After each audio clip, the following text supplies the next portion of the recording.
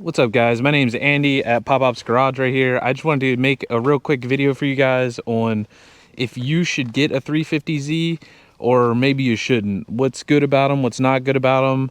Specifically, I guess more for drifting than anything else.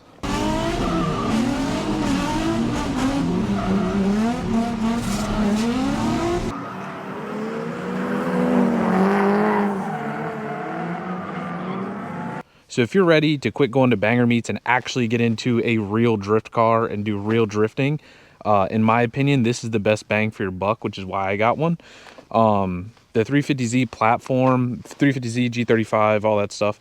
The 350Z platform, I think, is probably, it's not the most budget friendly, but it's probably the most all around for your money, what you get, probably going to be the best car. I came from drifting a Miata, and I will say that Miata drifting is definitely probably one of the cheapest cars you can drift, because you can just use really small tires, are real cheap and stuff like that. 350Zs, you can drift them on like junkyard tires and stuff like that, and they work. But I run Kendas, I run 235 40 18 Kendas, and they do great. They last a long time, last multiple events sometimes, and depend on how hard you're driving. But the reason that I like the 350Zs for drifting specifically is because based off of tire pressure and tire change, you can drive with kind of whoever you want to drive with, which is pretty cool. This is the whole reason why I got one. I have friends with like Lexus cars that are just like stock NA2Js and they're pretty slow. And then I have friends with turbo cars that are basically like FD cars, but not. So with this, I can kind of hang with anybody to a point, right? I can kind of hang with anybody and do whatever I want to do, and they're pretty reliable. All right, speaking of reliability, this particular car is a DE. The 350Zs came in a few different options. There was the DE, the HR, and the UpRev. I wanted the DE specifically. A lot of people don't like the DE because it's the lower horsepower one. They don't rev as high, stuff like that. But this is kind of like, respectfully, the shit brick of all the 350Z motors. These things kind of just work and they don't hurt themselves. The UpRev and the HR, they have oil burning issues. So there's that. The downfall with the DE is you get the junky transmission. So this is a CDO1, not a CDO9. After I think like 2004 or something like that, they started putting the CDO9s in them, which is the good trans. So when I bought this car, I opted for the junkier motor, well, the better motor for me, but everyone thinks it's a junkier motor, and the junky trans, because I'd rather swap a trans out than a motor, in my opinion. So all I have done to this is it has a intake plenum spacer, exhaust, and supposedly has a tune. The owner that had it before me says it has a tune, but I don't know how to check, so maybe it does, maybe it doesn't.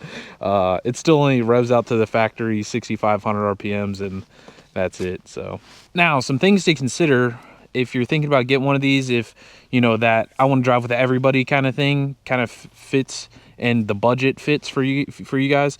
If you get a Z and you want to drift it, absolutely, positively must do a oil cooler and a power steering cooler.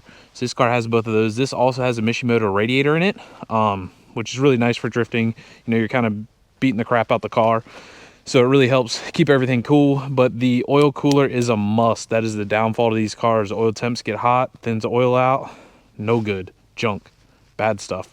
So you don't want to do that. Now, as for the rear of the car here, I have a 4.9 diff for this car for bigger tracks. I haven't really used it yet. I used it one event and it did not go so hot at my local place because it's not the right size. The cool part with the 350Zs is maybe all of them, I'm not sure, but majority of them came factory with a LSD. It's a 3.5 gear ratio, and it's pretty good. A lot of people swap to like a 3.7 or a 3.8 or something like that, and it helps them. It kind of depends on what track you want to drive, but the cool part with the LSDs is they're easily weldable, like super easily weldable. It's really hard to mess up welding one of these, so that is really nice when it comes to a drift car. Now, as for your angle kit, if you're new to drifting, I would say don't do too much to your car. Put a set of coilovers on it, go out and drive it and have fun, right? See if it's something you actually want to do before you start spending money on it. That's always been my rule of thumb. But this car right here has got a PBM kit, and it's a full PBM kit for angle, and it's got a lot, like a lot. So in my opinion, right, there's 3 stages. Right here, you have the GK Tech bolt-on kit.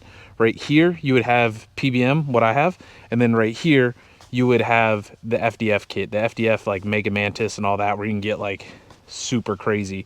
I have never had issues with this. I specifically, when I was looking for cars, I wanted a car with the PBM kit, because the way they're made just looks stronger than the FDF. Whether they are or not, I don't know. I street drive this car a lot, so I didn't want to find out. And this stuff looks like it's pretty beefy, and I've never had any issues with it. So PBM, good stuff. Now, when it comes to the rear of the car, I have all of the ISR adjustable arms in the rear. I'm sure you could get the eBay ones and stuff like that, and they'll work for a while. I'm just kind of one of those buy once, cry once people. It already had this stuff on there, and that's what I was looking for when I went and bought a 350Z. So it all works for me. Now, when it comes to the topic of exhausts, for the love of God, do not straight pipe these. Everybody hates 350Zs, specifically because of the way they sound. Get yourself a decent resonator, put a vibrant muffler on it. They sound great. It's just enough tone. It's not super quiet. It's not super loud, and they just work.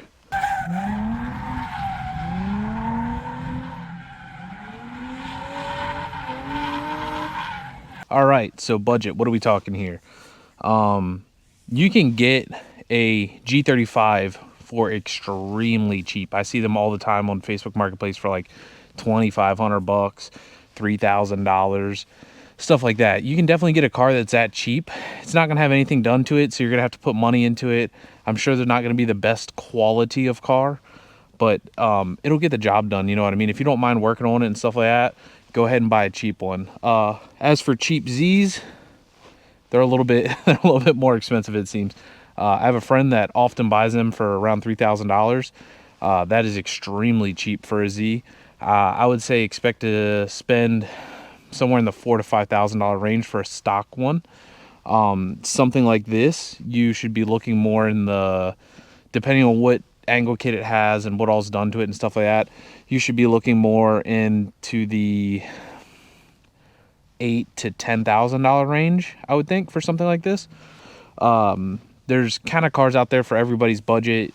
Don't be scared to buy a $5,000 Z. That should be your nice, decent Z, and doing the work yourself. They're not super hard to work on. They're pretty simple. Yeah. Now, what super convinced me to get a 350Z was I went to visit some friends that were on Drift Week, not this year's, but the last year's, and all of the cars that were out there were either 350Zs or Corvettes. So that kind of speaks volumes in the reliability. If you don't know what Drift Week is, they drive typically around 1,000 miles to different tracks throughout a week or two.